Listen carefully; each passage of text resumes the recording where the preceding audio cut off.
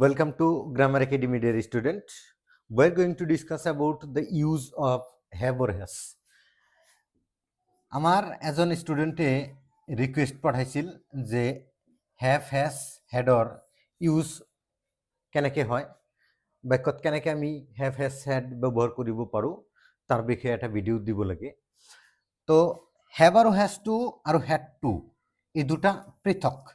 Have আৰু has এই দুইটা হল প্রেজেন্ট টেন্সর, হ্যাড টু হল পাস্ট টেন্সর। অর্থাৎ হ্যাভর পাস্ট টেন্স হল হ্যাড, হ্যাজর পাস্ট টেন্স টু হল হ্যাড।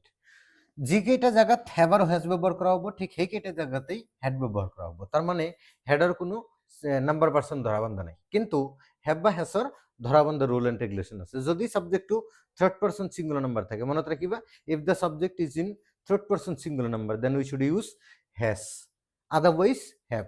ক্ষেত্র মনত আছে, ক্ষেত্র মোট কেইটা? 6টা। মোট ক্ষেত্র হল 6টা। ফার্স্ট পার্সনের 2টা, সেকেন্ড পার্সনের 2টা আর থার্ড পার্সনের 2টা।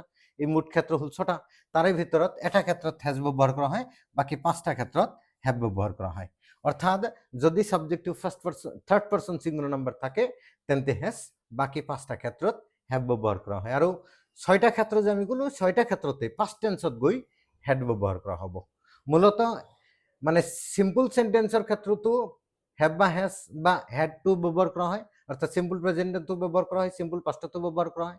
কিন্তু এইবোৰ মেইনলি পাৰফেক্ট টেন্সত বেছিকে ব্যবহাৰ কৰা হয়। অৰ্থাৎ প্ৰেজেন্ট পাৰফেক্টৰ ক্ষেত্ৰত হ্যাভ বা হ্যাজ ব্যবহাৰ কৰা হয়, পাস্ট পাৰফেক্টৰ ক্ষেত্ৰত হ্যাড টু ব্যবহাৰ কৰা হয়। যদি ফৰমেশনেৰ দিক ফালৰ পৰা আমি চাওঁ, যদি আমি উদাহৰণস্বৰূপে লওঁ, ফাৰ্স্ট পাৰ্সন সিঙ্গুলাৰ নাম্বাৰত আছে আইৰ লগত হ্যাভ ব্যবহাৰ কৰা হ'ব। ফাৰ্স্ট পাৰ্সন প্লুৰাল নাম্বাৰত আছে উইৰ লগত হ্যাভ ব্যবহাৰ কৰা হ'ব। Second person singular, second person প্লুৰালত আছে দুইটাতে আছে হ্যাভ, ইউৰ লগত হ্যাভ ব্যবহাৰ কৰা হ'ব। থাৰ্ড পাৰ্সন সিঙ্গুলাৰ নাম্বাৰত আছে হি সি ইট, এই তিনিটাৰ লগত হ্যাজ ব্যবহাৰ কৰা হ'ব। আৰু থাৰ্ড পাৰ্সন প্লুৰাল নাম্বাৰত আছে দেৰ লগত হ্যাভ ব্যবহাৰ কৰা হ'ব। অৰ্থাৎ মোট ক্ষেত্ৰ হল 6টা। 6টা ক্ষেত্ৰতেই 5টা ক্ষেত্ৰত হ্যাভ ব্যবহাৰ কৰা হয়েছে, মাত্ৰ এটা ক্ষেত্ৰত হ্যাজ ব্যবহাৰ হয়েছে, এইটো হল সাবজেক্ট যদি থাৰ্ড পাৰ্সন সিঙ্গুলাৰ নাম্বাৰ থাকে। আৰু হ্যাড টু যদি বাক্যটো পাস্ট টেন্স হয় তেনে ক্ষেত্ৰত হ্যাড টু সব জায়গাতেই ব্যবহার করা হ'ব।